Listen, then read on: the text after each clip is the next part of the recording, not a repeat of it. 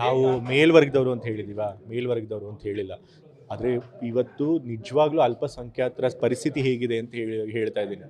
ಒಂದೊಂದು ಸರಿ ಪಾಪ ಯಾರೋ ಅವ್ರ ಕೋಮ್ನವರು ಸಣ್ಣ ತಪ್ಪು ಮಾಡಿದ್ರು, ಅದನ್ನು ದೊಡ್ಡದಾಗಿ ಬಿಂಬಿಸಿ ಇಡೀ ಒಂದು ಕೋಮು ಭಯೋತ್ಪಾದಕರ ಬೆಂಬಲಿಗರು ಆ ರೀತಿ ಅಂತೆಲ್ಲ ಮಾಡ್ತಾರೆ. ಪಾಪ ಅವರು ಪ್ರತಿ ಬಾರಿನೂ ಕೂಡ ಅಲ್ಪಸಂಖ್ಯಾತರು ಯಾರೋ ಮಾಡಿದ ತಪ್ಪಿಗೆ ತಾವು ಒಂದು ರೀತಿ ಅನುಮಾನಕ್ಕೆ ಎಡೆಯಾಗಬೇಕಾಗತ್ತೆ. ಅವ್ರ ದೇಶ ಪ್ರೇಮನ ಪ್ರಶ್ನೆ ಮಾಡುವಂಥ ಪರಿಸ್ಥಿತಿ ಆಗುತ್ತೆ.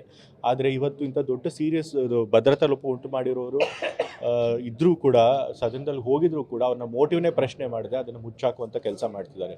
ಸೊ ಹಾಗಾಗಿ ಇದ್ರ ಬಗ್ಗೆ ತನಿಖೆ ಆಗಬೇಕು ಅಂತ ಹೇಳ್ತಾ ಇದ್ದಾರೆ. ಅಲ್ಲ, ಇಂಥ ಒಂದು ಕರಾಳ ಘಟನೆಯಲ್ಲಿ ಕರ್ನಾಟಕದ ವ್ಯಕ್ತಿಗಳು ಭಾಗವಹಿಸಿದ್ರು ಅನ್ನೋದು, ಅದರಲ್ಲೂ ಮೈಸೂರು ವ್ಯಕ್ತಿ ಇದ್ದ ಅನ್ನೋದು, ಇದೊಂದು ರೀತಿಯಲ್ಲಿ ಹೌದು. ಅದಕ್ಕೆ ಅವ್ರ ಮೂಲ ಉದ್ದೇಶ ಏನಿದೆ ತಿಳ್ಕೊಳ್ಬೇಕಾಗಿದೆ. ಇದು ಕೆಲವ್ರು ಹೇಳ್ತಿದ್ದಾರೆ ಏನೋ ಅವರು ನಿರುದ್ಯೋಗ ಸಮಸ್ಯೆ ಇತ್ತು, ಅದಕ್ಕೆ ಗಮನ ಸೆಳೆಯಕ್ಕೆ ಮಾಡಿದ್ದಾರೆ ಅಂತ ಹೇಳಿ. ಖಂಡಿತ ಹಾಗೆ ಅನ್ನಿಸ್ತಾ ಇಲ್ಲ.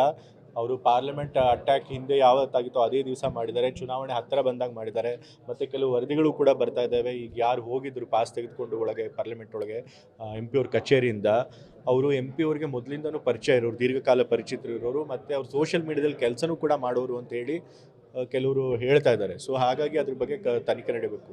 ಮತ್ತು ಯಾರು ಕೂಡ ಸಂಸದರು ಸುಮ್ಮನೆ ಹಾಗೆ ಎಲ್ರಿಗೂ ಪಾಸ್ ಕೊಡೋದಿಲ್ಲ. ಅವ್ರಿಗೆ ಪರಿಚಿತರಾಗಿರೋದ್ರಿಂದನೇ ಅವ್ರು ಪಾಸ್ ಕೊಟ್ಟಿರ್ತಾರೆ. ಸೊ ಇದರಿಂದ ಏನೋ ಮೋಟಿವ್ ಇರ್ಬೋದು, ಅದನ್ನು ಕಂಡುಹಿಡಿಯಬೇಕು, ಅದಕ್ಕೆ ತನಿಖೆ ಆಗಬೇಕು. ಅಲ್ಲಿ ತನಕ ಅದಕ್ಕೆ ಸಂಸದರನ್ನ ಹೊಣೆಗಾರರನ್ನಾಗಿ ಮಾಡಿ ಅವ್ರನ್ನ ಸಸ್ಪೆಂಡ್ ಮಾಡಬೇಕು.